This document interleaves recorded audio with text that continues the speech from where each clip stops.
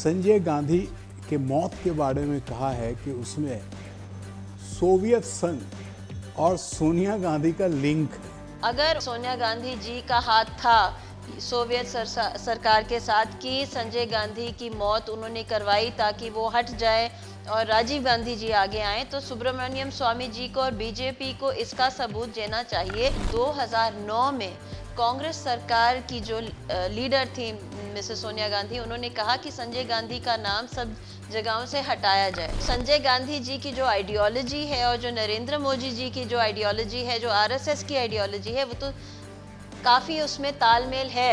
इस समय पर डायनेस्टी पॉलिटिक्स चल रही है कांग्रेस में। नीतीश कुमार बीजेपी छोड़ के आरजेडी के साथ आ गए हैं जी कांग्रेस के करीब आए हैं। उसमें सोनिया गांधी जी का बहुत बड़ा रोल रहा है जी जो मीडिया में जो चर्चा है।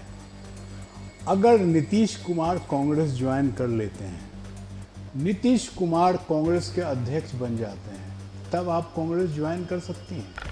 मैं आइडियोलॉजी को ज़्यादा महत्व देती हूँ। मेरी आइडियोलॉजी इस समय पर इस कांग्रेस के साथ मिलती जुलती नहीं मैं तो है। नीतीश कुमार की बात कर रहा हूँ। मुझे लगता है कि नीतीश कुमार को प्राइम मिनिस्टरियल कैंडिडेट बनना चाहिए। जी जो लोग पावर में है कांग्रेस में, वही डिसाइड करेंगे कि होने क्या वाला है। उसका फल क्या होगा, उसका परिणाम क्या होगा, वो 2024 में पता चल जाएगा कि बीजेपी जीतेगी कि कांग्रेस जीतेगी। मुझे लगता है कि चाहे आप कुछ करो या ना करो, बीजेपी जरूर जीतेगी। नसबंदी के 3 दलाल, इंदिरा, संजय, बंसीलाल। देखिए, यही तो मैं कह रही हूँ कि जो वो करना चाहते थे, जो सही था देश के लिए, कि हमारे दो होने चाहिए। अच्छा, एक और प्रश्न सवाल। संजय गांधी आशिक मिजाज थे, नहीं है? सुशील जी महाराज को आप जानती हैं, संजय गांधी के ज़माने में वो कांग्रेस में थे, बहुत बड़ा नाम था। उनके इंटरव्यू में भी है कि यस, संजय गांधी आशिक मिजाज थे। भगवान और खुदा गवाह है कि संजय गांधी ने देश के लिए बहुत कुछ किया। वो सादे इंसान थे, वो चाय और कॉफ़ी भी नहीं पीते थे, अल्कोहल और औरतों को तो छोड़ दीजिए। चलते चलते ये बता दीजिए, राहुल, प्रियंका या वरुण अगर आपसे सलाह मांगे तो आप क्या सलाह देंगे उनको? कि धर्म की नीति को अपनाएं। धर्म की नीति जैसे बीजेपी अपना रही है। धर्म की नीति is not about religion, Okay. It is about humanitarianism, Okay. where you give justice to everybody irrespective of caste, creed, religion, socio-economic status, and do not support one minority or majority versus another. एक last सवाल ये है, आपके पिताजी पारसी थे? Partially Parsi थे, partially Hindu भी थे, पारसी भी थे। हाँ, मैं इनको पारसी मानता हूँ। आपकी जो माता जी थी वो फ्रेंच, ब्रिटिश, यूरोपियन से थी जी। आपके पति हिंदू थे, हिंदू हैं, तो फिर आपके बच्चे कौन सा धर्म अपनाएंगे? ये आप टेस्ट ऑफ इंडिया कह सकते हैं कि अच्छा। जो हिंदुस्तान, तो भारत देश, आपका धर्म टेस्ट ऑफ इंडिया है। दोस्तों, आज गांधी परिवार के एक सदस्य प्रियदर्शनी गांधी, बीच में प्रिया सिंह पॉल, फिर अभी प्रियदर्शनी गांधी, जिसको शायद भारत को, कांग्रेस को ज़रूरत है, उनके पास आए हैं कुछ सवाल लेके। सबसे पहले तो ये इनसे जानना चाहेंगे संजय गांधी के बारे में, जो इनके पिता हैं। प्रिया जी, आपका बहुत बहुत शुक्रिया हमारे साथ बात करने का। सबसे पहले रिसेंट में अभी एक डॉक्टर सुब्रमण्यम स्वामी ने आपके पिताजी संजय गांधी के मौत के बारे में कहा है कि उसमें सोवियत संघ और सोनिया गांधी का लिंक है। आपको क्या लगता है? आपने इतना रिसर्च किया अपने पिताजी के बारे में। मुझे लगता है कि उस समय पर दो देश की स्थिति थी। लोग चाहते थे कि इंदिरा गांधी को सपोर्ट ना किया जाए, इंदिरा गांधी की गवर्नमेंट को नीचे लाया जाए, तो उन्होंने काफ़ी लोगों का इस्तेमाल किया कि यहाँ पर देश में दंगे हों, कॉलेज और हॉस्पिटल बंद किए जाएं और जो कार्य हो रहा था चाहे वो कंपनी में हो या किसी के घर में बच्चे स्कूल जा रहे थे, वो सब उसमें रुकावट लाना चाहते थे और पूरे देश को हिलाना चाहते थे। उस समय पर संजय गांधी जी और इंदिरा गांधी जी की सोच ये थी कि इन लोगों को चुप कराया जाए और देश को आगे बढ़ाया जाए।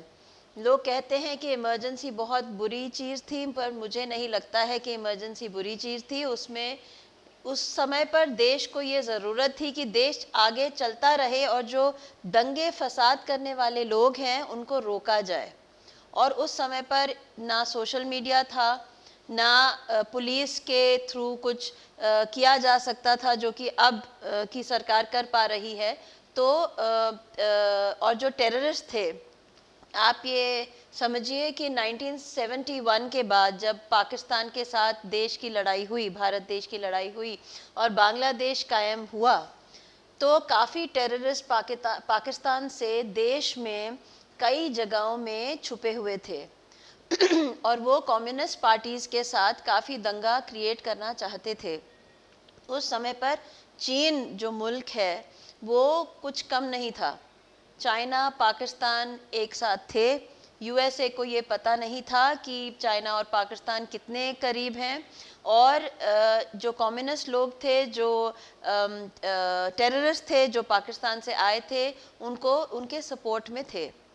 और इसको नीचे लाने के लिए, इस टेररिज्म को बंद करने के लिए इंदिरा गांधी जी और संजय गांधी जी ने इमरजेंसी को कायम किया और कहा कि दंगा फसाद बंद करो। उस समय पर आपको याद होगा कि ना ट्रेनें उसके पहले ठीक से चलती थी, समय पर नहीं चलती थी, स्कूल बंद किए गए थे, हॉस्पिटल बंद थे। ये तो इमरजेंसी की कहानी हो गई। डॉक्टर सुब्रमण्यम स्वामी का अभी का रिसेंट का 3-4 महीने का ये यही तो मैं कह रही हूँ कि जब संजय गांधी आगे आए तो आप इंदिरा गांधी का जो टेन्योर है देश में एज प्राइम मिनिस्टर, आप ये कह सकते हैं कि 1968 टू 1980 तक एक इंदिरा गांधी थी और 1980 के बाद फ्रॉम 1980 टू 1984 एक दूसरी इंदिरा गांधी थी। जी। दो इंदिरा गांधी थी, एक के सपोर्ट में संजय गांधी थे, एक के सपोर्ट में राजीव गांधी जी थे। तो दो इंदिरा गांधी के सिस्टम्स चलते थे, एक संजय गांधी का सिस्टम था, एक राजीव गांधी का सिस्टम था। जब संजय गांधी आगे आए तो 1971 का वॉर हुआ और संजय गांधी ने अपने माताजी को इतना सपोर्ट दिया कि उनमें इतनी क्षमता, इतना धैर्य, इतना धीरज, इतनी दृढ़ संकल्प हो गया कि वो बांग्लादेश के लोगों को सपोर्ट करे। वो संजय गांधी की जो शेर तरह की सोच थी, उन्होंने अपनी माताजी को सपोर्ट किया। फिर उन्होंने काफ़ी जो स्टेट्स थे नॉर्थ ईस्ट में उनको फ्री करवाया, काफ़ी जो लोगों की स्थिति थी उनको बढ़ोतरी दी। जैसे कि वो संजय गांधी जी चाहते थे कि पब्लिक प्राइवेट पार्टनरशिप्स आए, देश सोशलिस्ट सिस्टम से लेकर कैपिटलिस्ट सिस्टम की ओर बढ़े, यहाँ पर इंडस्ट्रीज़ कायम हो जाएं, यहाँ पर आमदनी लोगों की बढ़े, यहाँ पर प्रॉस्पेरिटी आए, विकास आए। और उनकी सोच थोड़ी हटके थी। तो 1971 में बांग्लादेश वॉर के बाद वो चाहते थे कि इकोनॉमी को में बदलाव लाया जाए, लेकिन कम्युनिस्ट पार्टी, चाइना और पाकिस्तान ये नहीं चाहते थे कि देश आगे बढ़े। तो आपके जवाब से ये बिल्कुल साफ है कि ये सोवियत संघ का हाथ तो है ही, भले सोनिया गांधी का हो या ना हो। मैं ये कम्युनिस्ट की बात आपने देखिए, सुब्रमण्यम स्वामी के पास, वो बीजेपी में हैं, सपोर्ट करते हैं बीजेपी को, उनको बीजेपी की सपोर्ट है। तो मुझे लगता है कि बीजेपी को और सुब्रमण्यम स्वामी जी को इस चीज़ की जांच पड़ताल करनी चाहिए कि संजय गांधी जी की मौत कैसे हुई, किसने कराई, क्यों कराई और उसके सबूत क्या हैं। क्योंकि वो जो फाइल थी उस समय पर वो बंद की गई, किस वजह से बंद की गई वो सिर्फ उस समय के लोग जानते हैं और इस समय की जो इंटेलिजेंस की सरकार है वो जानती है। अगर वो फाइल खोलें और वो ये कहें कि सोवियत सरकार थी या उसकी मदद कौन से हिंदुस्तानियों ने की या कौन से हिंदुस्तान में रहने वाले लोगों ने की, लिखा है बाकायदे। वो तो बहुत बेबाक बोलते भी हैं, ट्वीट भी करते हैं, उन्होंने लिखा है। आई विश कि वो उन्होंने सबूत दिए होते, क्योंकि मैं सबूत के बिना किसी चीज़ को मानती नहीं हूँ। अगर उनके पास सबूत है कि सोनिया गांधी जी का हाथ था सोवियत सरकार के साथ, कि संजय गांधी की मौत उन्होंने करवाई ताकि वो हट जाए और राजीव गांधी जी आगे आए, तो सुब्रमण्यम स्वामी जी को और बीजेपी को इसका सबूत देना चाहिए, जो कि इनके लिए बहुत आसान है करने के लिए। वो ये सबूत और ये जो खुलासा जो सुब्रमण्यम स्वामी ने किया पिछले साल, वो देना चाहिए लोगों को। लोग जानना चाहते हैं कि हुआ क्या संजय गांधी जी के साथ। वो देश के अव्वल नेता थे, वो खुद का पद नहीं चाहते थे, वो सिर्फ अपनी माता जी को सपोर्ट करना चाहते थे। और वो कौन थे जिन्होंने गंदी अफवाहें फैलाई कि उनकी माँ ने उनका देहांत कराया, उनकी मौत के जिम्मेदार थे। ये चीज़ें किसी ने कभी खुलासा नहीं किया। और 2009 में कांग्रेस सरकार की जो लीडर थी मिसेस सोनिया गांधी, उन्होंने कहा कि संजय गांधी का नाम सब जगहों से हटाया जाए। अब मैं ये समझती हूँ कि उन्होंने इसलिए किया होगा कि वरुण गांधी को संजय गांधी की अचीवमेंट्स की छत्र छाया में वो आगे ना बढ़े और उनके बच्चे आगे आ जाएं। लेकिन बीजेपी सरकार जो अभी है, जो देश के लिए कार्य कर रही है और कहती है कि सबको न्याय मिलना चाहिए, और जैसे उन्होंने सुभाष चंद्र बोस जी और वीर सावरकर जी के बारे में सब खुलासे किए हैं और कहा है कि इन्होंने अच्छा कार्य किया देश के लिए, तो वो संजय गांधी जी के लिए क्यों नहीं बात कर रहे हैं, जिन्होंने हिंदुत्व और हिंदुओं के लिए भी कार्य किया, जिन्होंने राइट विंग आइडियोलॉजी की स्थापना करने की कोशिश की, जो बीजेपी और आरएसएस उसमें विश्वास करती है। तो संजय गांधी जी की जो आइडियोलॉजी है और जो नरेंद्र मोदी जी की जो आइडियोलॉजी है, जो आरएसएस की आइडियोलॉजी है, वो तो काफ़ी उसमें तालमेल है। फ़र्क ये है कि बीजेपी और आरएसएस ज़्यादातर हिंदुत्व का प्लैंक उठाती है और संजय गांधी जी न्याय का प्लैंक उठाते थे और कहते थे कि इससे फ़र्क नहीं पड़ता कि आपका मज़हब क्या है, आपका रिलीजन क्या है, आप किस भगवान में विश्वास करते हैं। लेकिन वो कहते थे कि अगर टेररिज्म है तो उसको दबाया जाए, और अगर कम्युनिज्म है तो उसको हटाया जाए ताकि देश आगे बढ़ पाए। और ये हमारे पास सबूत है कि 1992 में जिस तरह से लिबरलाइजेशन आई, उसका जो सपना संजय गांधी ने देखा था, उसको रोकने के लिए काफ़ी ताकतें देश विदेश में आगे बढ़ के वो चाहती थी कि वो ना हो, लेकिन 1992 में वो हो गया। यस। इसी आइडियोलॉजी से, इसी से प्रेरणा लेके आपके बायोग्राफी में पता चलता है कि आप बीजेपी और आरएसएस से भी जुड़ी रही हैं 2009 में। जी। सो मैं ये कहना चाहती हूँ, ये सच बात है? ये सच बात है। मैं कॉर्पोरेट सेक्टर में थी, मैं खुद के पैरों पे खड़ी हुई हूँ, किसी ने मेरी मदद नहीं की। मैं 20 साल तक मैंने खुद के पैसे कमाए, खुद का घर बनाया, और बहुत कम उम्र में मैंने अपना काम शुरू किया। 1989 में आपने इलेक्शन भी लड़ा स्टूडेंट यूनियन का, ये भी सच है? जबकि हाँ, मैं उस समय पर नहीं जानती थी कि मेरे पिताजी कौन है और मैं गांधी परिवार की हूँ, लेकिन मुझे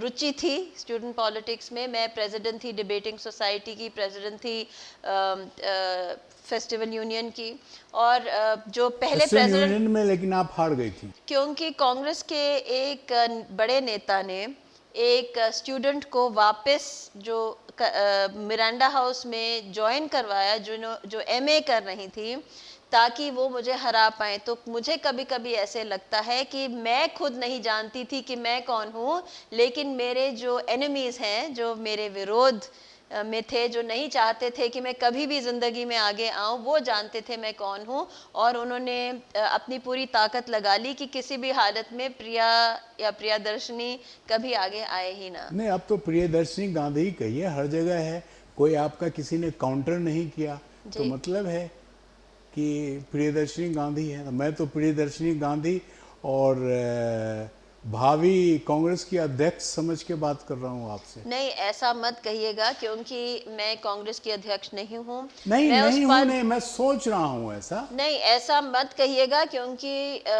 इस समय पर डायनेस्टी पॉलिटिक्स चल रही है कांग्रेस में। जो राजीव गांधी आए, उनके बाद उनके बच्चे आए, उनके बच्चे के बच्चे आने वाले हैं, और मैं इन चीज़ों में पढ़ना नहीं चाहती हूँ, क्योंकि मैं किसी से लड़ाई नहीं करती हूँ। मैं खुद की सोच रखती हूँ और मैं खुद का रास्ता अपनाती हूँ। मैं जो करती हूँ, मैं जिसमें मैं विश्वास करती हूँ, मैं उसमें आगे बढ़ती हूँ।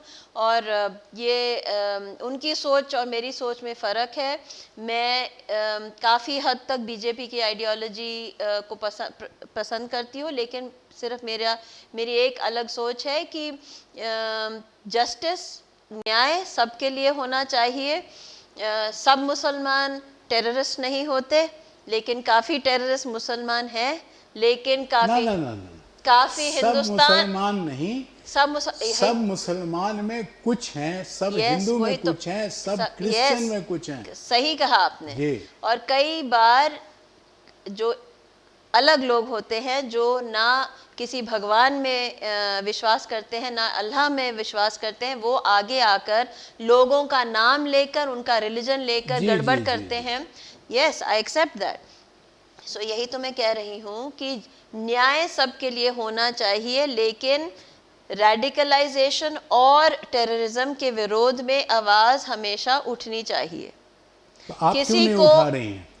क्योंकि मैं पॉलिटिक्स में हूँ नहीं। मैं ना बीजेपी में हूँ इस समय पर, ना मैं कांग्रेस में हूँ। अभी नहीं है, लेकिन आपका तो स्टूडेंट लीडर से ही शुरू हो गई थी पॉलिटिक्स। नहीं, जब आपने मुझे एक लोकसभा इलेक्शन जब भी लड़ा। जब मुझे मायूस किया गया 1989 में, तो मैं दिल्ली छोड़कर बॉम्बे चली गई। मुझे ये नहीं पता था कि मेरे विरोध में कौन है, लेकिन मुझे ये पता था कि मेरी स्थिति खराब है। तो मैं हटकर मैंने अपनी नई ज़िंदगी की कायम की। मैंने सोचा कि मैं मीडिया में काम करूंगी, मैं अपने पैसे बनाऊंगी, मैं खुद के पैरों पे खड़ी होंगी। मेरे माता पिता ने मुझे ज़्यादा कुछ छोड़ा नहीं था, जिन्होंने मुझे अडॉप्ट किया। इसलिए कॉमनवेल्थ गेम में आपने ज्वाइन कर लिया। तो अजीब बात है, ये भगवान की एक मिरेकल है, क्योंकि मैं ताज अटैक में मैं और मेरा बेटा फंस गए थे 26/11 में। हम भगवान खुदा की गनीमत से, उनके फेवर मिरेकल ऑफ गॉड से हम बच गए। मेरा बेटा 4 साल का था और मैं ऑलमोस्ट 40 की थी। एंड हम बचे। तो मुझे, मेरे दिल में, मेरे दिमाग में ये एक जिज्ञासा आई कि मैं देश के लिए कुछ करूं। तो मैंने एप्लीकेशन दिया और मैंने सोचा दिल्ली में कि मेरी सोच किससे मिलती है। तो उस समय पर इंदिरा गांधी जी तो थी नहीं, और मुझे पता था, ये 2008 की बात है। तो मैंने कांग्रेस और बीजेपी को स्टडी किया और मैंने रियलाइज़ किया कि बीजेपी की जो आइडियोलॉजी है, वो मेरी आइडियोलॉजी और उनकी आइडियोलॉजी में थोड़े सिमिलैरिटीज़ हैं। तो मैंने वैसे बायोडेटा दोनों तरफ दिया था, और बीजेपी ने मुझे बुलाया, मुझसे बात की, और मैंने उनको ज्वाइन किया एज अ वॉलंटियर। जबकि मैं काफ़ी बड़े पद पे थी बॉम्बे में, लेकिन मैं पॉलिटिक्स में लोएस्ट लेवल पे आना चाहती थी, ताकि मैं सीख पाऊँ, क्योंकि ये मेरे लिए एक नया एजुकेशन सिस्टम कह लो, या नया एक डिपार्टमेंट समझो, या जो भी है। तो मैंने उनको ज्वाइन किया, मैंने देश को समझने की कोशिश की, मैंने बहुत कुछ सीखा, मैंने कंट्रीब्यूट भी किया। मुझे आरएसएस के साथ कोई प्रॉब्लम नहीं आई, कोई विपत्ति नहीं आई। मुझे वो लोग बहुत अच्छे लगे, उन्होंने मेरे साथ बहुत अच्छा बर्ताव किया, और मैं उनके साथ काम कर रही थी। जब फिर मुझे एक ऑफ़र मिला कि आप मीडिया में भी काफ़ी बड़े पद पर रह चुके हो, आप पॉलिटिक्स समझते हो, कॉमनवेल्थ गेम्स को ज़रूरत है आप जैसे लोगों की, वो बहुत बुरी स्थिति में है। तो मैंने अपना बायोडेटा वहाँ पर दिया और मुझे बहुत बड़े पद पर गवर्नमेंट में ले लिया गया। वहाँ पर मैंने बहुत अच्छा कार्य किया, लेकिन वहीं पे कॉमनवेल्थ घोटाला भी आया था। घोटाले उसमें के आपका विरोध भी था ना, नाम उसमें? नहीं, कोई मेरे केस वेस विरोध नहीं था? में नहीं, तो अजीब बात है कि मेरे विरोध में कोई ऐसा केस नहीं है, कोई ऐसा प्रूफ नहीं है कि मैंने कोई भी घोटाला किया हो। इनफैक्ट मैंने उस घोटाले के विरोध में आवाज़ उठाई और गवर्नमेंट ने मुझे डराने की कोशिश की। उस समय की गवर्नमेंट ने, यूपीए गवर्नमेंट ने मुझे डराने की कोशिश की। उन्होंने कहा कि आप ज़्यादा कुछ बोलेंगे और आप कोई भी खुलासा करेंगे तो आपकी ज़िंदगी पर हादसा हो सकता है। फिर उन्होंने एक जाली केस होता है ना, जो जाली केस होता है जिसमें कोई बेसिस नहीं होता, उसके किसी भी बिना पर नहीं किया जाता है, वो केस उन्होंने लागू किया मेरे विरोध में और कहा कि मुझे रोकने की कोशिश की कि मैं कुछ बोलूँगी नहीं, मतलब मुझे डराने धमकाने की कोशिश की। तो मैं उस समय पर मुझे उसी समय पर पता चला था कि मैं संजय गांधी की बेटी हूँ और मुझे विमला गुजराल ने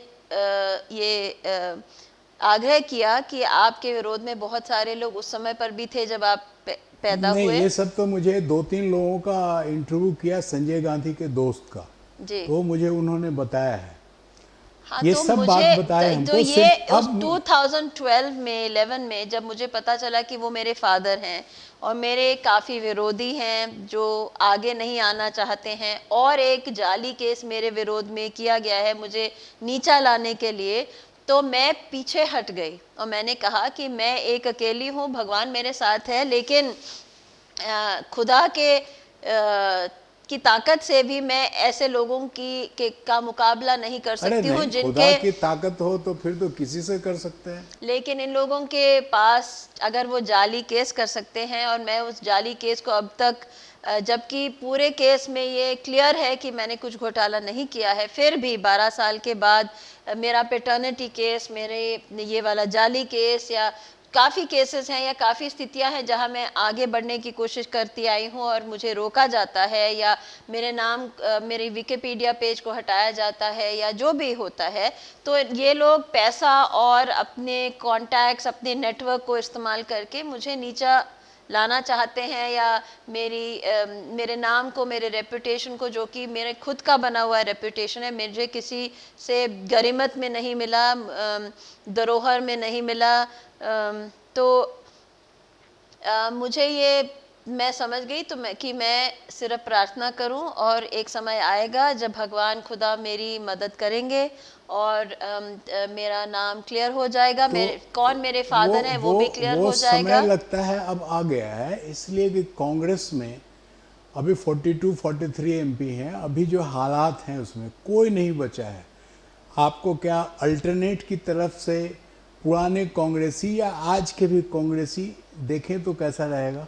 आप ये वो जो कहते हैं ख्याली पलाव होता है ना, वो आप, नहीं, आपको पॉलिटिक्स की समझ भी है, पढ़ी लिखी हैं, आपने इलेक्शन भी लड़ा है, हारना जीतना छोड़ दीजिए, आपके साथ तो इतना बड़ा नाम है गांधी का, तो नाम है तो ऐसा ख्याली पुलाव नहीं। अभी ज़रूरत है देश को, कांग्रेस को छोड़ दीजिए, डायनेस्टी को ख़त्म कर दीजिए, आप, ज़रूरत है अभी।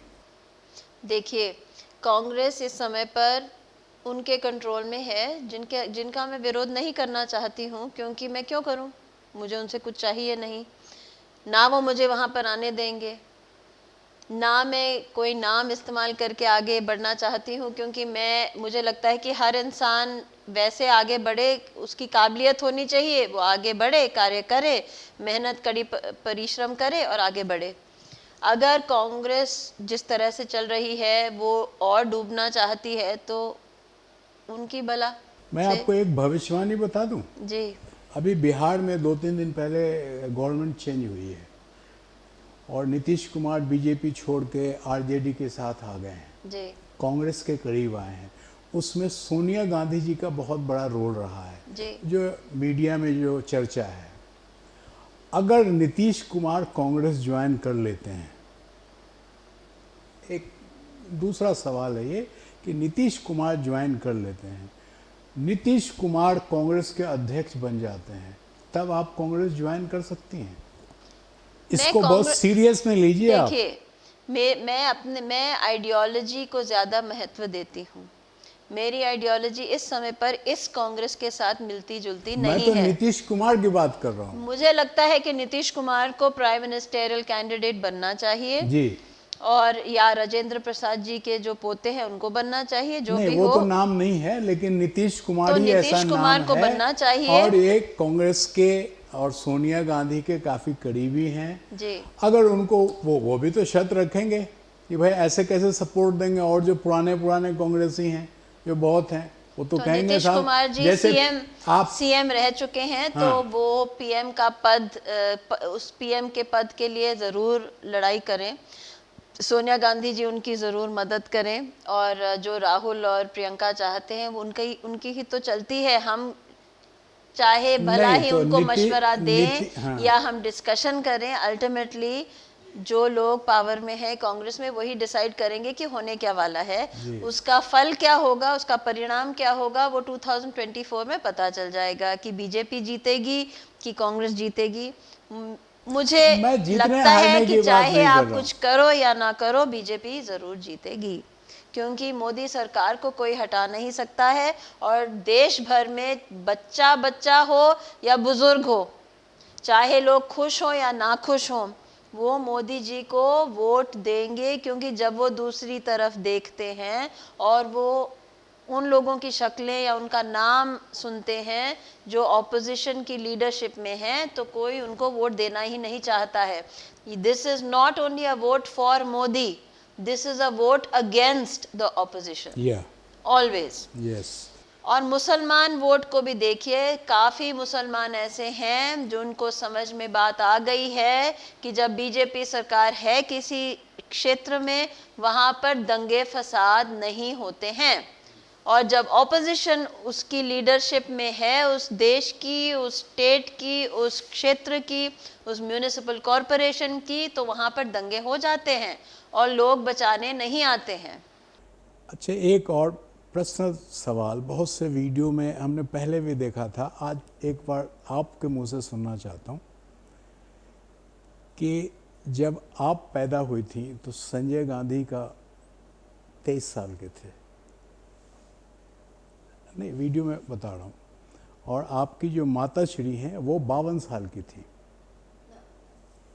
नहीं नहीं, कम से कम 10 वीडियो है, और उसमें ये कहा गया कि संजय गांधी आशिक मिजाज थे। ये भी नहीं है। सुशील जी महाराज को आप जानती हैं, संजय गांधी के ज़माने में वो कांग्रेस में थे, बहुत बड़ा नाम था। उनके इंटरव्यू में भी है कि यस, संजय गांधी आशिक मिजाज थे। अब आप बोल रही नहीं, वो तो उस ज़माने की बात है, और वीडियो कम से कम 10 है, हमारे वीडियो नहीं है जी। संजय और गांधी उन्होंने ही कहा था कि संजय गांधी का आशिक मिजाजी का ये आलम था कि एक पहले मुस्लिम लड़की थी, उसके बाद एक यूरोपियन लड़की थी सबीन करके, उसके बाद फिर इंडिया में जो थे आशिक मिजाजी का, आशिक मिजाज, वो तो किसी से भी कोई आदमी बात कर सकता है, तो लोग उसको कुछ भी नाम दे दें। मैं आपसे एक चीज कहूं, जी संजय गांधी की मौत के बाद सब लोगों ने उनका दुरुपयोग किया नाम का, और उनका दुराचार किया कि इसी के संजय अपोजिट गांधी में एक संजय गांधी अगर इस मिजाज के होते, जी तो जब इमरजेंसी लागू हुई, इमरजेंसी के विरोध में लोग गए, और सब अखबारों में संजय गांधी जी के बारे में काफ़ी कुछ लिखा जा रहा था, लेकिन इन चीज़ों के बारे में किसी ने बात नहीं की। उनके मौत के बाद जब पूरा पावर उनके भाई की तरफ गया, तो जो कम्युनिस्ट पार्टी के लोग थे, जो इंटेलेक्चुअल सिस्टम को इंडिया में कंट्रोल करते थे, उन्होंने काफ़ी अफवाहें फैलाई संजय गांधी के विरोध में, जैसे कि वो आज भी कहते हैं कि इमरजेंसी का पूरा जो नफ़ा नुकसान हुआ, जो उसके रिस्पॉन्सिबल थे, जो भी गलत चीज़ें हुई कांग्रेस में, वो संजय गांधी ने। नसबंदी के 3 दलाल, इंदिरा, संजय, बंसीलाल। देखिए, यही तो मैं कह रही हूँ कि जो वो करना चाहते थे, जो सही था देश के लिए, कि हम दो, हमारे दो होने चाहिए, या उन्होंने जो मुसलमान जमा मस्जिद के आसपास रह रहे थे, खोलियों में रह रहे थे, उनको मजबूत मकान दिए गए, और हर एक को मजबूत मकान दिए गए। उन्होंने पब्लिक प्राइवेट पार्टनरशिप कायम की हिमाचल प्रदेश में, या उन्होंने नोएडा को कायम किया एज एन इंडस्ट्रियल एरिया और न्यू एक्सटेंडेड दिल्ली, या जो भी उन्होंने किया वो हरित प्रदेश बनाना चाहते थे, या उन्होंने उत्तर प्रदेश की सीएम शिप का पद छोड़ दिया अपनी माताजी को मदद करने के लिए। जो भी उन्होंने किया इस देश के लिए, अपनी माताजी को सपोर्ट किया, 1971 के वॉर में सपोर्ट किया, रॉ के कायम होने का जो सपना था उसमें सपोर्ट किया, मारुति को कायम किया। जो भी उन्होंने अच्छा किया इस देश के लिए, कोई उसके बारे में बात नहीं करना चाहता है, क्योंकि उनको लगता है कि संजय गांधी जी को आगे लाएंगे तो शायद उनके बेटे को मदद मिल जाए, और वो नहीं चाहते कि एक और गांधी कांग्रेस के लीडरशिप में आ जाए और उनके कंपटीशन में आए। तो उनकी सोच है, और मैं ये समझ सकती हूँ कि चलिए पॉलिटिक्स में ऐसा होता है, लेकिन भगवान और खुदा गवाह है कि संजय गांधी ने देश के लिए बहुत कुछ किया। वो सादे इंसान थे, वो चाय और कॉफ़ी भी नहीं पीते थे, अल्कोहल और औरतों को तो छोड़ दीजिए।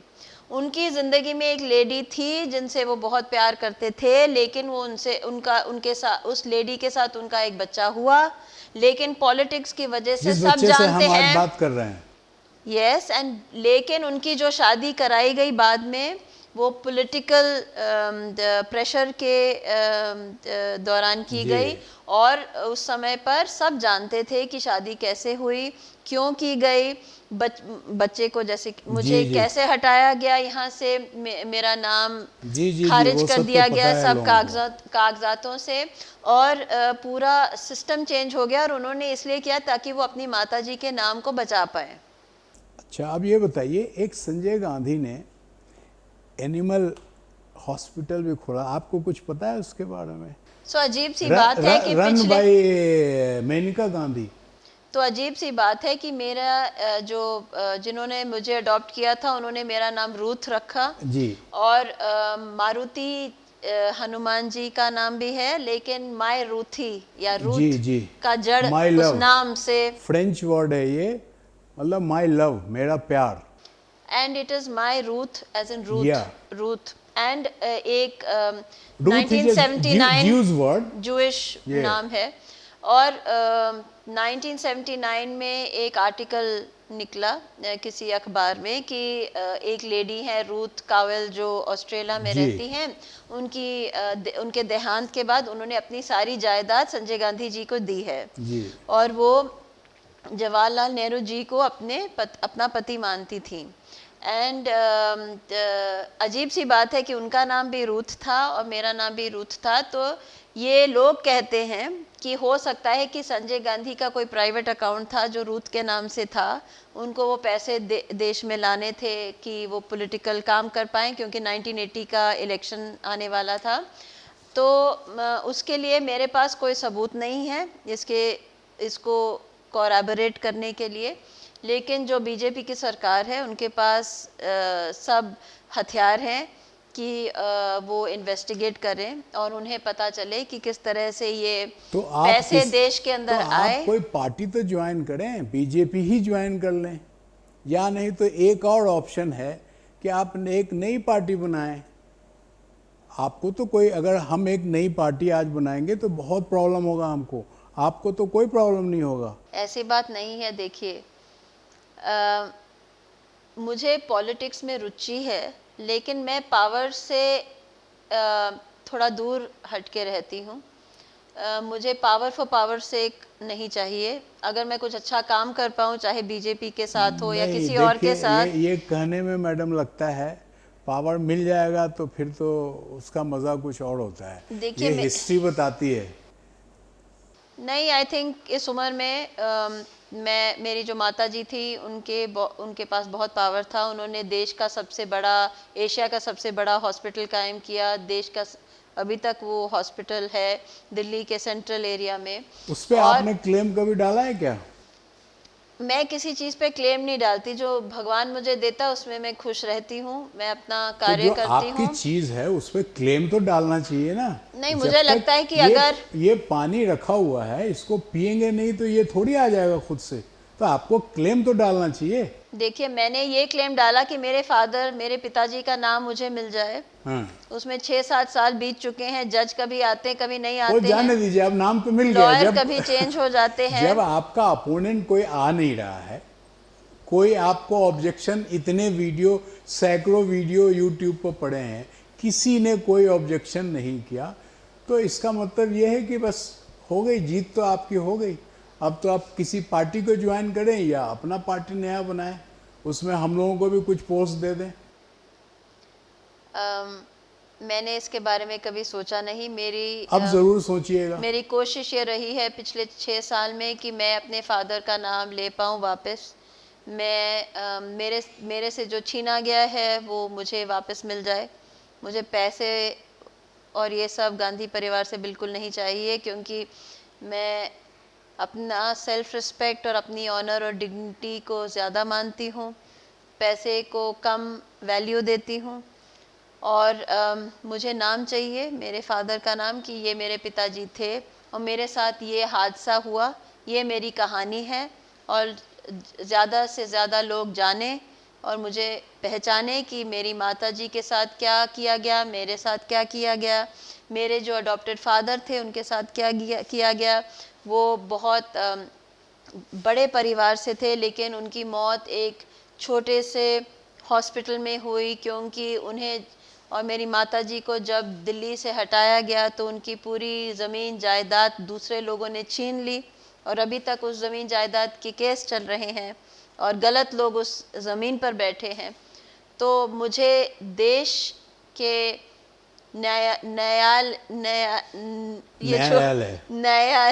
ये कोर्ट जी, पे विश्वास नहीं है। मैं वहाँ जाती हूँ और मैं विनती करती हूँ कि मुझे न्याय मिले, लेकिन मैं वो न्यायालय का शब्द भी इस्तेमाल नहीं कर पाती हूँ, न्यायालय से क्योंकि यहाँ पर जस्टिस आम आदमी को मिलनी चाहिए, ऐसे लोगों को मिलनी चाहिए जिनके माँ बाप के कोई नाम ना हो या हम पैसे ना दे पाएँ, फिर भी हमें न्याय मिलना चाहिए। और न्याय इतने भागम दौड़ी करते जाओ, आप करते जाओ, लेकिन आपको न्याय नहीं मिलता है। आप रोते रहो, विनती करते जाओ, आप हाथ जोड़ते जाओ, फिर भी आपको न्याय नहीं मिलता है, क्योंकि दूसरी तरफ के पास पावर होता है, पैसा होता है, और उनकी सोच ऐसी है कि आपको वो न्याय ना मिले, क्योंकि उन्हें लगता है कि मुझे न्याय मिलने से उनकी कोई गाड़ी रुक जाएगी उनकी या प्रॉपर्टी चली जाएगी, सब कुछ चला जाएगा और कुछ नहीं मुझे जाएगा। उनकी प्रॉपर्टी से कोई लेना देना नहीं है। वो उनके प्रॉपर्टी और भगवान के बीच में है कि उनका कर्म क्या है, उनका धर्म क्या है और उनके साथ क्या होने वाला चलते है। चलते ये बता दीजिए, राहुल, प्रियंका या वरुण आपके भाई हैं, अगर आपसे सलाह मांगे तो आप क्या सलाह देंगे उनको? कि धर्म की नीति को अपनाएं। धर्म की नीति जैसे बीजेपी अपना रही है, फिर कौन सा था? धर्म की नीति is not about religion, Okay. It is about humanitarianism, Okay. where you give justice to everybody irrespective of caste, creed, religion, socio-economic status, and do not support one minority or majority versus another. वो किसी को करना ही नहीं चाहिए, क्योंकि भारत देश ऐसा देश है जिसने पारसी हो या यहूदी हो या कोई भी हो, उनकी मदद की है, उनको देश में सपोर्ट दिया है, जगह दी है, पनाह दी है, ज़मीन दी है। एक लास्ट सवाल ये है, आपके पिताजी पारसी थे? पार्शली पारसी थे, पार्शली हिंदू भी थे, पारसी भी थे। हाँ, मैं इनको पारसी मानता हूँ। आपकी जो माता जी थी वो फ्रेंच, ब्रिटिश, यूरोपियन से थी। जी, आपके पति हिंदू थे, हिंदू हैं, तो फिर आपके बच्चे कौन सा धर्म अपनाएंगे? मेरा बेटा अपने हाँ। आप को हिंदू बुलाता है। हिंदू, ये तो मैं हिंदू हूँ। हिंदू मतलब हिंदू हाँ। और जू, और वो सब मजहब को अपनाता है। उसका जन्मदिन अभी मनाया नहीं, गया। वो सब मजहब को तो वहाँ उसको पर तो एथिस्ट एक- क्या बोलते हैं, वो तो नहीं है। ना, एथियस्ट तो बिल्कुल नहीं है। वो भगवान में विश्वास करता है, भगवान को परमात्मा परमेश्वर बुलाता है। उसका जब जन्मदिन मनाया गया तो सिखों के जो ग्रंथी हैं उनके साथ हमने उनके राग जी गाए। जी। जो हमारे गुरुजी हैं, हिंदू गुरुजी, उनके साथ श्लोक गाए। और जो ईसाई के पास्टर हैं उन्होंने उनको ब्लेसिंग दिया। आप भी जानते हैं कि आप मुसलमान हैं और आपने भी वहाँ पर उनको ब्लेसिंग दी। और तो मैं ये नहीं मानती, सबको ये फ्रीडम होनी चाहिए कि आप जिए और लोगों को जीने दें। नहीं, लोगों का एक दो होता है ना, हमारे कोई फादर हिंदू हैं, कोई मदर मुसलमान है, ये है। तो आपके यहाँ तो चारों आ गए ना, पारसी, हिंदू, उसके बाद फिर यहूदी, इसलिए ये सवाल दिमाग में आ रहा है। तो सबका मिश्रण कह लीजिए। हमने इसको खिचड़ी मत कहिएगा, लेकिन हाँ। ये आप खिचड़ी टेस्ट ऑफ नहीं है। इंडिया कह सकते हैं कि अच्छा, अच्छा। जो हिंदुस्तान तो भारत देश। आपका धर्म टेस्ट ऑफ इंडिया है, यस, ये हेडलाइन डाल देते हैं प्रियम भारतम। कि प्रिया गांधी का धर्म टेस्ट ऑफ इंडिया है। यस, टेस्ट ऑफ इंडिया, प्रियम भारतम। ओके, ठीक है, चलिए, थैंक यू वेरी मच आपको कि आपने इतना बेबाकी से आपने जवाब दिया। धन्यवाद।